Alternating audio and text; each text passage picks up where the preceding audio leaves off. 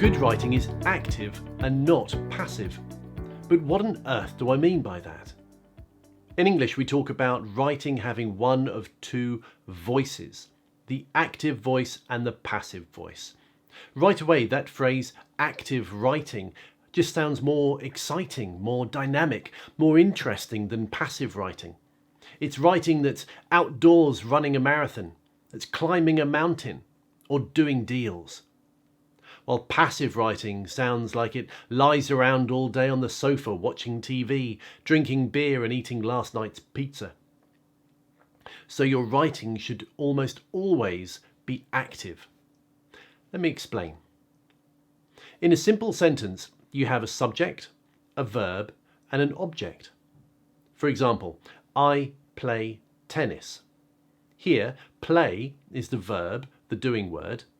I am the subject, I'm the one doing the playing, and tennis is the object.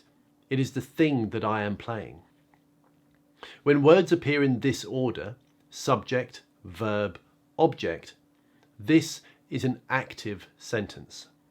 But when they're switched round, and they often are, it becomes passive. So here you'd get the rather odd sounding sentence, tennis is played by me. Object, verb, subject. Now, some passive sentences, like tennis is played by me, sound terrible, and most people would never write that. But many sound okay, and they're the dangerous ones. Let's look at some examples. All the paperwork will be submitted by the accountant. The sales targets were exceeded by the London team. The comment was posted on Facebook by Sam. You will be shown how to use your iPad by your manager. Now, you may think that these sound all right. They do. But the point is that active sentences just sound better. So let's turn each one of these into an active sentence. All the paperwork will be submitted by the accountant. Passive becomes the accountant will submit all the paperwork. Active. The sales targets were exceeded by the London team. Becomes the London team exceeded their sales targets. The comment was posted on Facebook by Sam. Becomes Sam posted the comment on Facebook. You'll be shown how to use your iPad by your manager. Becomes your manager will show you how to use your iPad. Did you notice something? In every example, the passive sentence is longer.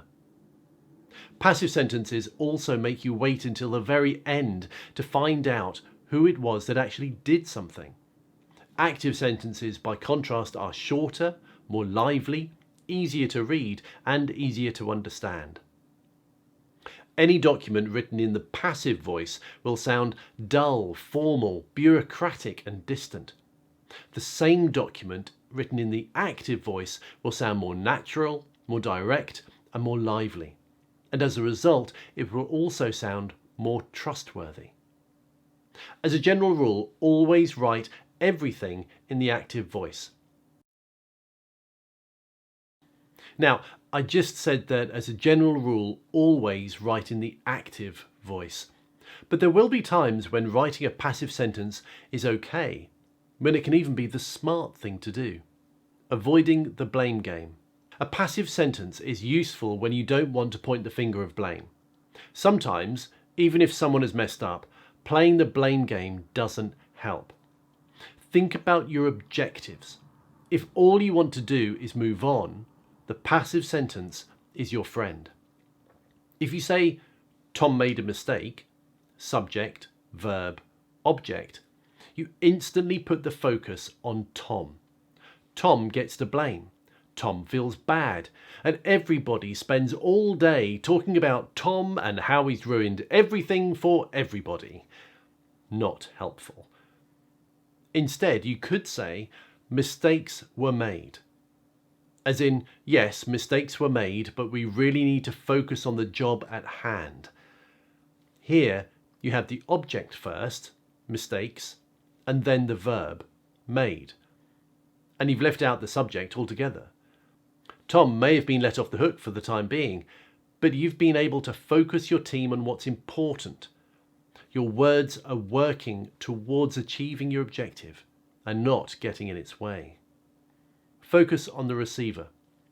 A passive sentence can also be useful when you want to focus on the receiver rather than on the doer. Think of the Oscars. Most people don't care who presented the award for Best Actress. They want to know who won it. So instead of the active sentence, Gary Cooper presented the Oscar to Audrey Hepburn, you could write the passive sentence, Audrey Hepburn was presented with her Oscar by Gary Cooper. You've put the receiver, the most important person in this example, first. You could, of course, leave Gary Cooper out altogether. Michael was served with a court order by Sam. It doesn't matter who served it. What matters is that Michael received it. So put Michael first. So yes, there are times when the passive can be useful, but it should be no more than a brief encounter. If you're looking for a marriage made in heaven, then it's the active voice all the way. Takeaways. Almost always write in the active voice.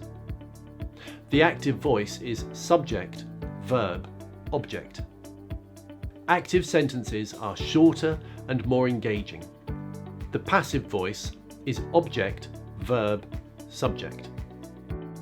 They can be useful for avoiding placing blame. They can place the focus on the receiver. They should only be used occasionally.